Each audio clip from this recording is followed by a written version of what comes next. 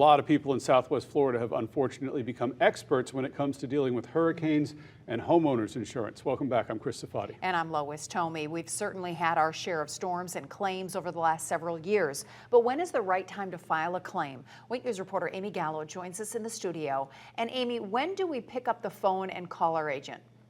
As the saying goes, timing is everything. Sometimes people delay calling, thinking their policy will get canceled or that damage won't exceed their deductible. Well, tonight I have some expert advice for you from two people who are battling the insurance companies and winning. Helene in September, Milton in October.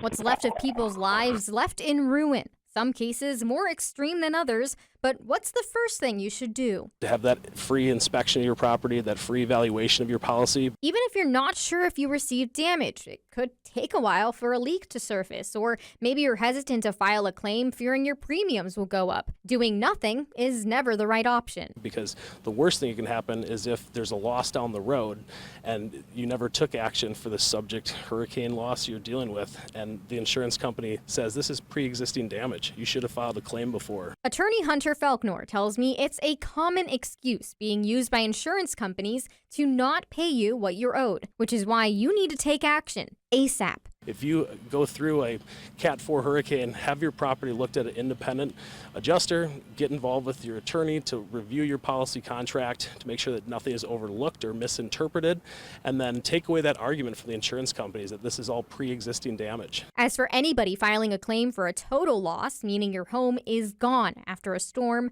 the big thing to prove is you lost your home due to wind, not flooding or storm surge. The flood provision in policies is an exclusion that basically says no matter what, if flood causes damage to the property, the claim is excluded. Fortunately, there's a carve out with the valued policy law that says if the total loss was caused by a covered peril, then there's still coverage, even if there's flood. Meaning you have to prove wind, a covered peril, is the culprit, something Michael Cassell did back in September, winning the first Hurricane Ian insurance claim by jury trial in Fort Myers. Most settle. What we've been able to prove in the two cases that I've tried is that the total loss occurred before flood got there, and you simply can't have a second total loss after a first total loss has occurred. And while you may think you can do this all on your own, a fair warning from the experts, it's not easy. Every case is a little different. The set of facts and the policy language can greatly vary and change.